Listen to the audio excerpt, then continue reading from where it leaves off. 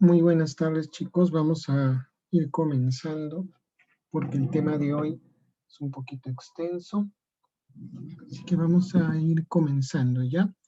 Como hemos dicho en la anterior clase, vamos a comenzar resolviendo algunos ejercicios a manera de práctica de lo que se ha tratado en la anterior clase. Ya vamos a ir con el ejercicio que está en la parte izquierda, ¿ya? Voy a ir leyendo y mientras tanto ustedes ya pueden ir, si desean, mencionando qué clave podría ser, ¿ya? Para el ejercicio de la parte izquierda. Dice, señale lo incorrecto, ¿ya? Siempre hay que leer con cuidado porque a veces no siempre van a pedir lo correcto, ¿ya?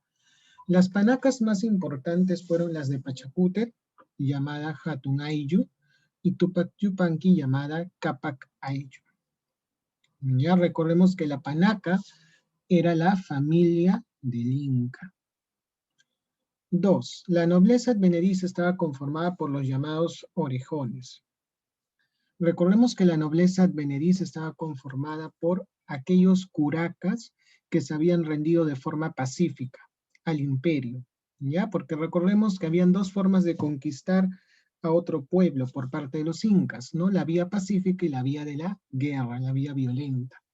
Los que optaban por la vía pacífica conservaban sus privilegios. ¿Ya? Eso se conoce como nobleza advenediza. Y es falso, porque la nobleza advenediza no se llama orejones. Los orejones era la nobleza de sangre, es decir, aquellos parientes del Inca y de los incas anteriores. ¿Ya? Eso se llamaban orejones o nobleza de sangre, pero nobleza advenediza era otro tipo de nobleza. ¿Ya? No era una nobleza que tenía lazos de sangre con el Inca. No, no, no tenía. ¿Ya? Entonces, esto es falso. La primera, ya recordemos que Pachacútec fue un Inca importante, organizó el Tahuantinsuyo, reconstruyó el Cusco luego del ataque de los Chancas, ya, al igual que Tupac Yupanqui, que realizó un gran número de conquistas. Por lo tanto, ambos fueron incas importantes y poderosos. Y al ser incas importantes y poderosos, las panacas van a tener un mayor peso político, ¿de acuerdo?, dentro del Cusco. ¿Ya? Para que entiendas un poquito, las panacas, ¿de acuerdo?, funcionaban de una manera similar a lo que hoy sería un partido político, algo así, ¿ya?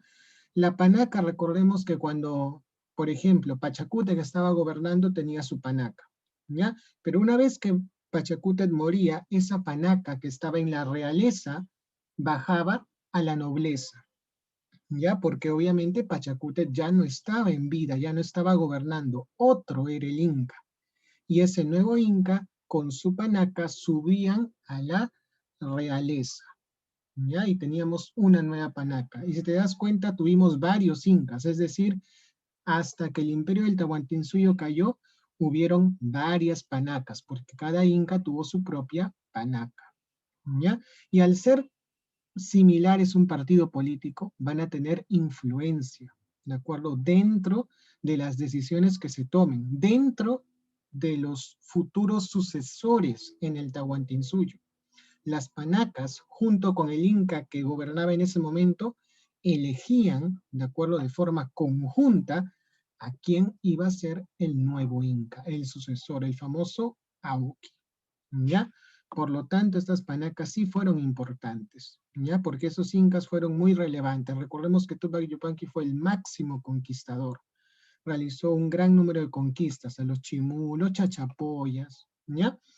Muy bien. Tercera, los mitimaes fueron los siervos del Tahuantinsuyo. No fueron los siervos. Recordemos que los siervos en el Tahuantinsuyo recibían un nombre, Yana Conas, ¿ya? Los mitimaes simplemente eran colonizadores. Para resumir la idea, eran colonizadores, ¿ya? Un grupo de personas que el Inca mandaba a otras regiones del Tahuantinsuyo para poder colonizar, para poder controlar, para poder culturizar inclusive, ¿ya? El Yanayaco tenía como distintivo ser el siervo del Inca. Eso es verdadero, chicos, ¿ya?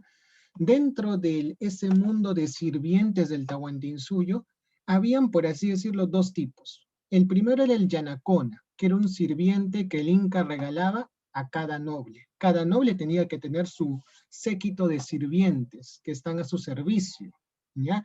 Esos sirvientes de la nobleza se llamaban yanaconas. Pero si un yanacona servía directamente al Inca, imagínate ese privilegio, ¿no? Servir directamente al máximo gobernante del Tahuantinsuyo. Recibía un nombre especial. Ese nombre especial, como dice acá, se llama Yana Yaco, ¿ya? Porque no servía a cualquier persona, estaba sirviendo al máximo gobernante de ese momento, ¿no? Al hijo del sol, al Dios entre los hombres. Último, el Auqui fue parte de la nobleza de recompensa. Eso es totalmente falso, ¿no? Al decir nobleza de recompensa, estás diciendo que el Auqui antes de convertirse en un ser noble era del pueblo. Eso es falso. El Auqui era un hijo del Inca y al ser un hijo del Inca era parte de la realeza. Recordemos que la realeza, en resumen, ¿quiénes eran? La panaca del Inca. El Inca y su familia nuclear, sus esposas y sus hijos, ¿ya? Por lo tanto, el Auqui era de la realeza, no era de la nobleza de recompensa. Lo incorrecto sería entonces 2, 3 y 5, clave casa, ¿ya? La derecha, señale ahora lo correcto. Vamos a señalar lo correcto, ¿ya? Dice, letra A, la tribu originaria más poderosa del Cusco al momento de la llegada de los incas fueron los ayarmacas. Eso es verdadero, chicos. Les dije en la clase pasada que la tribu que más hostigó a los incas, ¿de acuerdo? Nunca se dieron por vencidos, nunca quisieron entablar una alianza, un acuerdo con los incas, sino que simplemente estaban ahí tratándolos de siempre expulsar, ¿ya? Porque los ayarmacas ya existían o ya habitaban en el Cusco antes que los incas llegasen al Cusco, ¿ya? Por lo tanto, los ayarmacas consideraban a los incas como invasores, ¿no? Como intrusos, que no deberían estar ahí. Muy bien, Manco Cápac fue el primer gobernante en portar la mascaipacha. Esa es una pregunta un poquito datera. Esa es falsa, ¿ya? El primero en portar la mascaipacha, que recordemos que es una corona de plumas que portaba el Inca y era de color roja, mientras que el Auqui era de color amarillo, ¿ya? Esa mascaipacha o corona, que era el símbolo de poder, va a ser portada por primera vez por Sinchi Roca, ¿ya? Que vendría a ser el sucesor de Manco Cápac, ¿ya? Muy bien. El nombre original del Cusco fue Acamama, verdadero, ¿ya? Si te das cuenta, acá he puesto preguntas que son un poquito para complementar la información que ya tenemos en las diapositivas, ya que ya hemos visto hasta ahora. El Chinchaysuyo fue el suyo más grande. ¿Será eso cierto? Recordemos que habían 4 suyos, ¿no? Chinchaysuyo, Antisuyo, Collasuyo y Contisuyo, ¿ya? ¿Será que el Chinchaysuyo era el suyo más grande? Acabo de acordar acá, o acabo de ver, perdón, que hay 2 claves que se repiten, la C y la D. Ya, muy bien. ¿Será eso correcto? ¿Que el Chinchaysuyo fue el suyo más grande? El Contisuyo fue el suyo más chiquito, ¿ya? A ver, vamos a ver el mapa, para que más o menos se puedan dar una idea, ¿ya? A ver. Vamos a salir de acá un ratito, vamos a mantener los cambios. Vamos a ver el mapa, ¿ya? El mapa del Tahuantinsuyo. Acá está. A simple vista, el suyo más chiquito es ¿quién? El Contisuyo, ¿no? El Antisuyo parece que es el suyo más grande porque es medio largo, pero si se dan cuenta es como Chile, ¿no? Será largo, pero es bien delgado. Luego tenemos al Chinchaysuyo y por último al Collasuyo. Ya te dije que, por ejemplo, el Collasuyo recibía ese nombre porque dentro de su territorio estaba la región de los Collas, ¿no? Que fue un pueblo que habitó la zona de la meseta del Collao. El Chinchaysuyo porque en esa zona estaba la cultura chincha. Ahora, la respuesta estaría entre Chinchaysuyo y Collasuyo, ¿no? Y a simple, bueno, si eres un poquito minucioso, puedes ver que el que gana por poquito es Collasuyo, ¿ya? Por lo tanto, esa sería falsa, ¿ya? Entonces vamos a regresar, ya que hemos corroborado con el mapa. Ahora sí vamos a ver el ejercicio, ¿ya? Las D es falsa. Y ahora vamos a ir con la última. La última está fácil porque eso está en la diapositiva, ¿ya? La última dice, la leyenda de Pacaritambo, que es un sinónimo de la leyenda de los hermanos Ayar, fue narrada por Juan Polo de Ondegardo. Eso es falso, ¿no? Porque recordemos que, como dice la diapositiva, el que recopiló esta leyenda o mito fue Juan de Betanzos en su obra Suma y Narración de los Incas, mientras que el mito o la leyenda de Manco Cápac y Mama Ocllo fue recopilada por Inca Garcilaso de la Vega. Por lo tanto, la clave sería avión, ¿ya? Muy bien. Y ahora acá vienen preguntas un poquito más directas, ¿ya? La expansión del Imperio Inca, más allá de las actuales fronteras, es mérito principalmente del Inca, y ahí tiene que concentrarse nuestro análisis, ¿ya? A ver, vamos a ir descartando. Huayna Cápac y Atahualpa no pueden ser, porque con ellos más bien el imperio entró en crisis, ya así que ellos no pueden ser. Inca Roca fue uno de los primeros gobernantes, fue el fundador del Hanan Cusco, ya no puede ser. Así que estamos entre Pachacútec y Tupac Yupanqui. ¿Quién conquistó más, Pachacútec o Tupac Yupanqui? ¿Quién será? En la diapositiva hemos visto que alguien fue el máximo conquistador, ¿ya? Recordemos tres incas principales. Pachacútec fue el organizador, Tupac Yupanqui fue el máximo conquistador y Huayna Cápac es el que logró la máxima expansión, ¿ya? Entonces la respuesta sería, ¿ya? A ver, para poder recordar, vamos a ir al mapa otra vez, porque acá también hay un mapa para más o menos guiarnos, ¿ya? De las conquistas, de cómo se expandió el Tahuantinsuyo. A ver, cuando vimos historia. Acá, por ejemplo, tenemos cómo se expandió el Tahuantinsuyo, ¿no? Tenemos en primer lugar Pachacútec, que fue el que expandió un poquito más allá del Cusco, ¿no? Tanto por el norte como por el sur. Conquistó una cierta región del Titicaca y también una cierta región de la zona de Huancavelica, ¿ya? Muy bien. Luego de él viene Tupac Yupanqui, que es el de color verde, que como pueden ver, miren cuánto conquistó. Él selló las fronteras al sur del Tahuantinsuyo. Ya todo esto de verde que ven fue Tupac Yupanqui. Este verdecito de acá también fue Tupac Yupanqui. Lo de amarillito es Huayna Cápac, o sea, esta partecita y la porción de acá fue Huayna Cápac. Y lo de rojo es algo interesante, chicos. ¿Por qué? Porque el autor original de esas conquistas de color rojo fue Tupac Yupanqui. Él fue el artífice, ¿ya? Si fuera una obra literaria, él sería el autor de esa obra. Pero, lamentablemente, durante esa época, Tupac Yupanqui no era el Inca, sino era el futuro heredero, era el príncipe, el Auqui. Ya recordemos que el Auqui con el Inca gobernaban al mismo tiempo, ¿ya?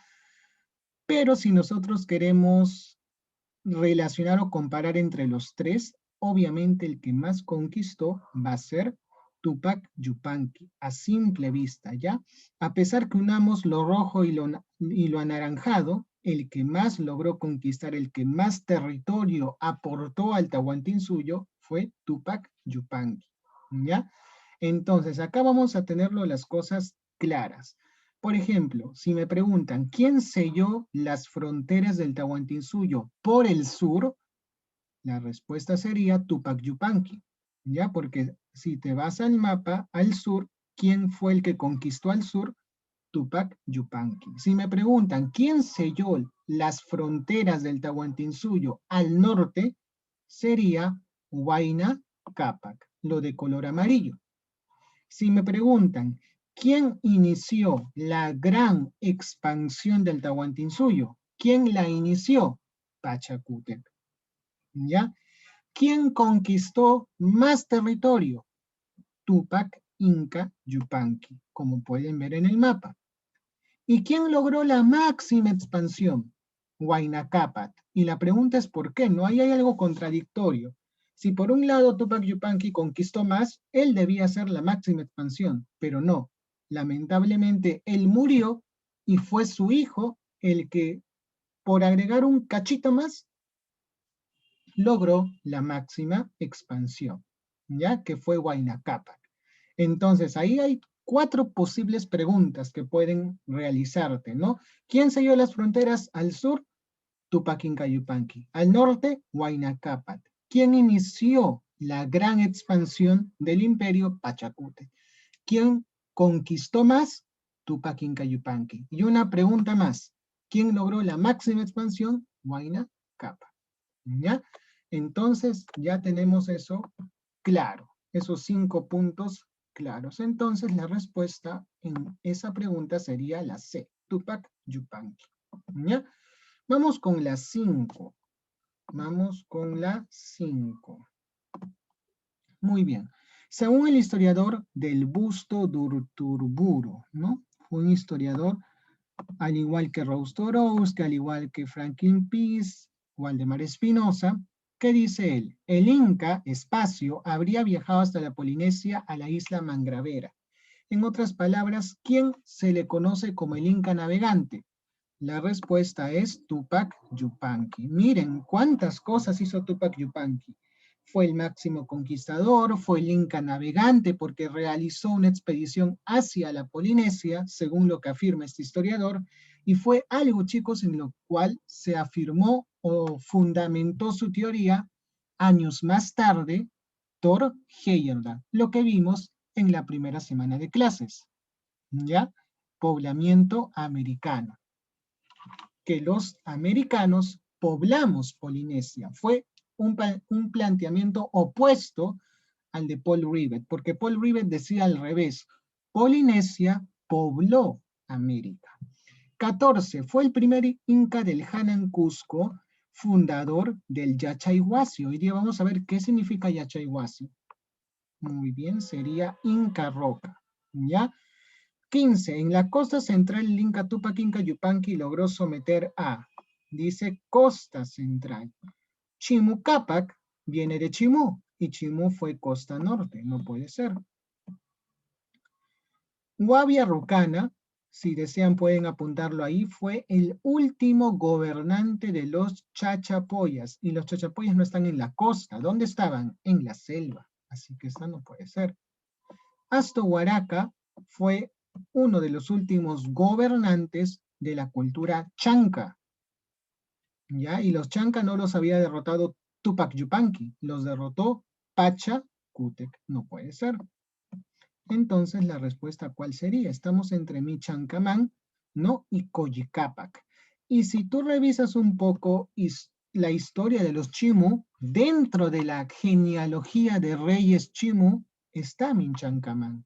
Entonces Michancamán tampoco fue. O sea, Michancamán, ¿qué fue? Fue un Chimucápac, porque así se llamaban a los reyes de Chimú, Chimucápac. Entonces la respuesta por descarte sería Coyicapac. ¿Ya? Muy bien, ahí hemos hecho un análisis profundo a esta pregunta. Vamos con 4 más. Los complejos urbanos incaicos destinados a administrar determinadas regiones se llamaban. Acá la respuesta es yactas, chicos, ¿ya? Ese dato lo pueden apuntar. Así se llamaban los centros administrativos, o en pocas palabras, ciudades. ¿Cómo se llamaban las ciudades de los incas? Yactas. 8. No corresponden a los llanas. ¿Quiénes eran los llanas? Llanas es sinónimo de llanaconas. Así como mitmacunas tiene como sinónimo mitmas, Asimismo, yanaconas es sinónimo de llanas, o sea, los sirvientes, ¿ya? Letra A. Estaban exceptuados del tributo y de la mita. Eso es verdadero, ya que los yanaconas no pertenecían a un ayllu, no tenían por qué mitar y por qué pagar tributo.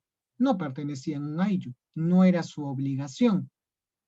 B. Estaban al servicio del Inca y del Sol. Esa puede ser, sí o no. Claro, porque recordemos que un grupo de llanas servían al Inca y se llamaban llana yacos. Así que esta sí puede ser. Porque acá puse verdadero. Ya. La C. El Inca ennobleció a alguno de ellos por servicios especiales. Claro, algunos yanaconas eran muy serviciales y muy fieles al Inca y por lo tanto el Inca los recompensaba. Eran desarraigados del ayllu y no tenían curacas. Verdadero. Ellos no pertenecían a un ayllu y si no pertenecían a un ayllu no tenían curaca. Ya, esto es verdadero. Uno de sus trabajos consistía en enseñar la lengua y la religión oficial. Muy bien. ¿Ya? A ver, me parece... acá me he confundido. No he leído bien. Dice, estaban exceptuados. Está bien lo que dice esa pregunta. Estaban exceptuados, no mitaban. La respuesta es la E, chicos. Ya uno de sus trabajos consistía en enseñar la lengua y la religión oficial. Porque eso lo vamos a ver hoy día. No era tarea de ellos, era tarea de los amautas. Ya los amautas trabajaban en unos centros llamados Yachayhuasi y enseñaban a la nobleza inca. ¿Ya? Muy bien. Entonces, en resumen de esta pregunta, ¿qué eran los yanaconas? Uno, eran sirvientes y dos, no pertenecían a un ayllu. ¿Ya? No pertenecían a un ayllu. Y si yo no pertenecía en esa época a un ayllu, no tenía que por qué pagar tributo, no tenía que por qué mitar, tampoco tenía por qué tener un curaca. ¿Ya? Solo los que formaban parte del ayllu tenían un curaca. La institución que formaban los Suyukyu Apus o Apocunas, recordemos que esa función, o esa institución, perdón, ¿cómo se llamaba? Tahuantinsuyo Camachic, letra A. 11. La guerra civil entre Huáscar y Atahualpa fue por el poder incaico. ¿A la muerte de qué inca se dio este enfrentamiento? Uf, eso está contra sencillo, solo es recordar el orden de los incas, ¿no? ¿Quién fue primero? Pachacútec. ¿Quién fue después? Tupac Yupanqui. ¿Quién fue después? Huayna Cápac. Y cuando Huayna Cápac muere, se supone que lo debería suceder Ninan Cuyochi, que era su Auqui heredero. Pero no fue así, porque ambos murieron, ¿ya? Tanto Huayna Cápac como su futuro heredero murieron, por lo tanto, tuvieron que nombrar a un nuevo sucesor, que fue Huáscar. Pero sabemos que Huáscar, debido a su mala administración del poder, tuvo que enfrentar al levantamiento, de acuerdo a la rebelión de su hermano Atahualpa, y ahí se dio la guerra fratricida entre estos dos hermanos, ¿no? Entonces, ¿a la muerte de quién fue? A la muerte de qué inca? Huayna Cápac. ¿Ya? Si acá entre las claves hubiera estado Ninan Cuyochi, ¿sería correcto marcarlo? La respuesta sería no. ¿Por qué? Porque Huayna Cápac todavía estaba vivo. Ninan Cuyochi en ningún momento llegó a ser inca, porque ambos murieron. ¿Ya? Entonces ahí, por ejemplo, tenemos que tener cuidado con las claves. Por último, dice, en qué gobierno de qué incas anexó el Tahuantinsuyo los reinos de Chimú, Chincha y Huanca?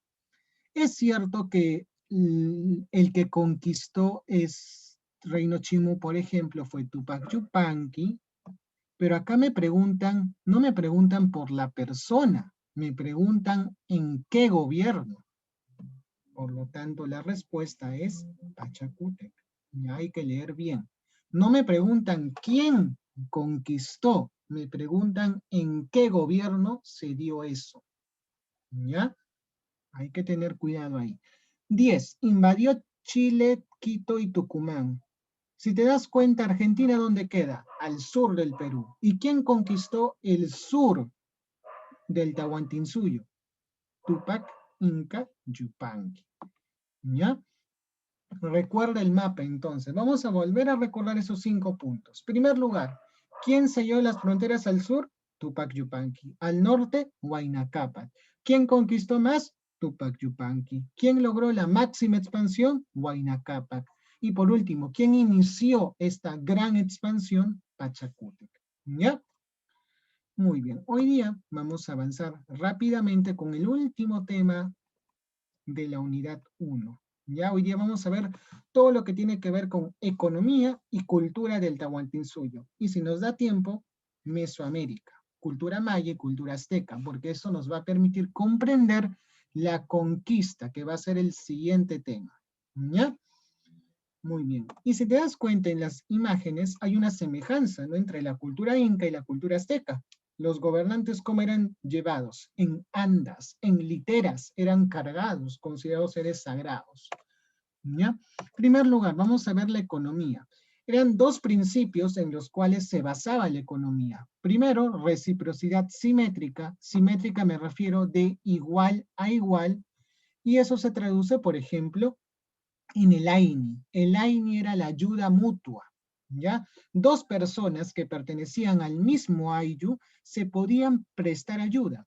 Por ejemplo, yo recién me acabo de casar y necesito construir mi casa para mi familia. Entonces, le pido a otro integrante de mi AIYU que me ayude a construir mi casita. Entonces, él me ayuda a construir mi casita, pero yo voy a quedar a deuda con él porque él me hizo un favor y yo le tengo que devolver ese favor. Entonces, él más adelante va a tener una necesidad y me va a pedir que yo le pueda ayudar. Y en esa oportunidad yo le voy a poder devolver ese favor.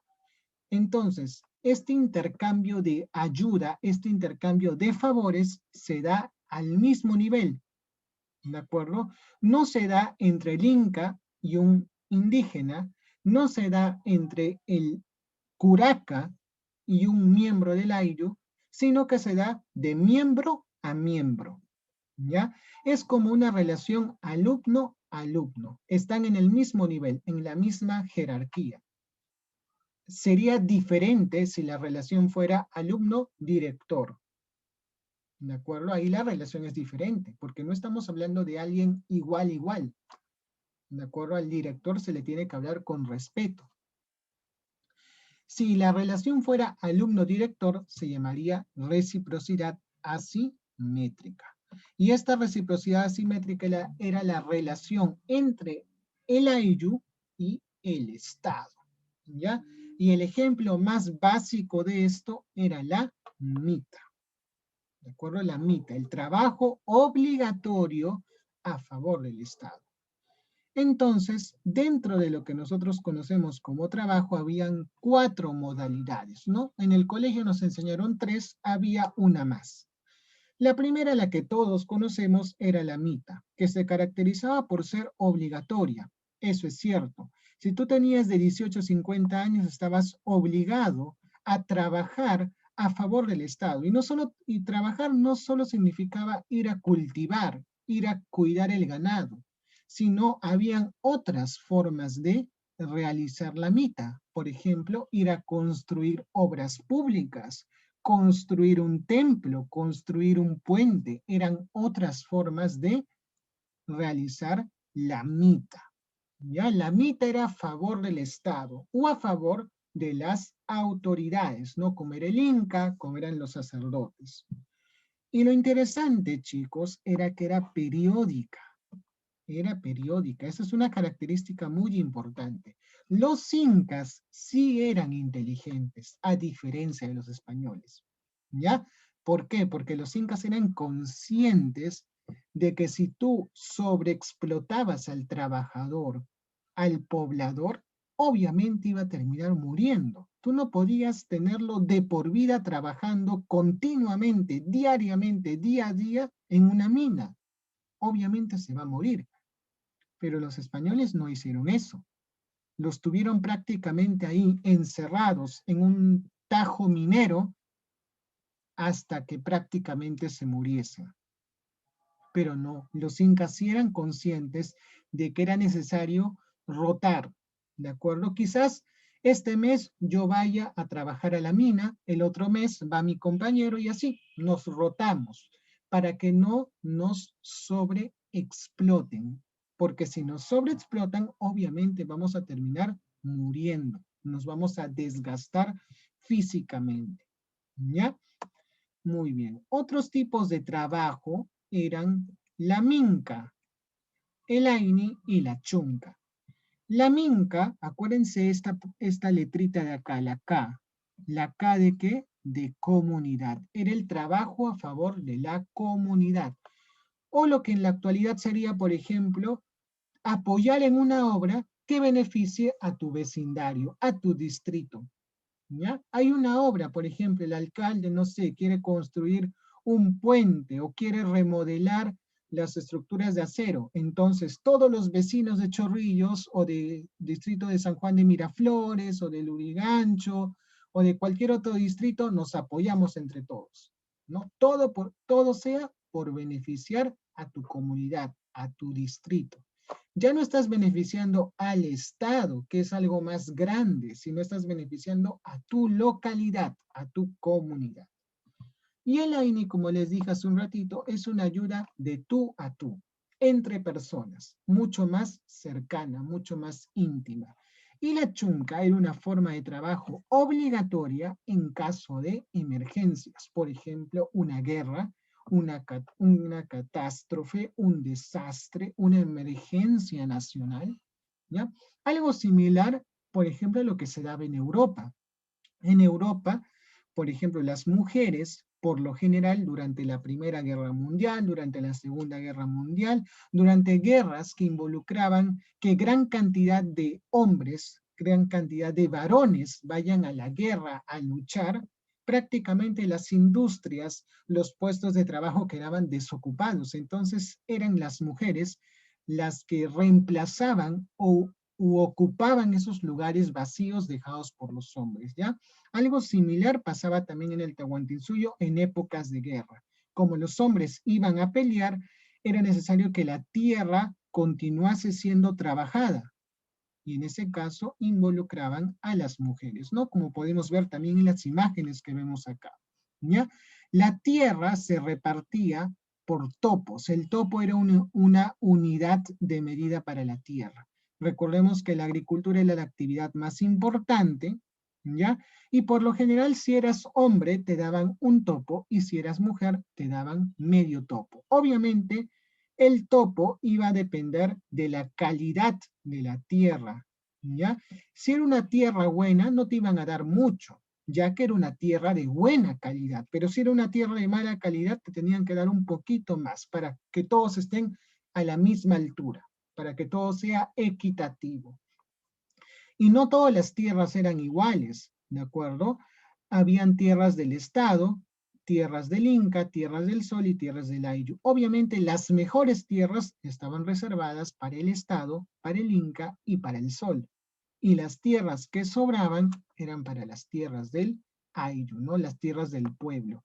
Y recordemos que las tierras del pueblo eran en calidad de ¿qué? De préstamo, ¿ya?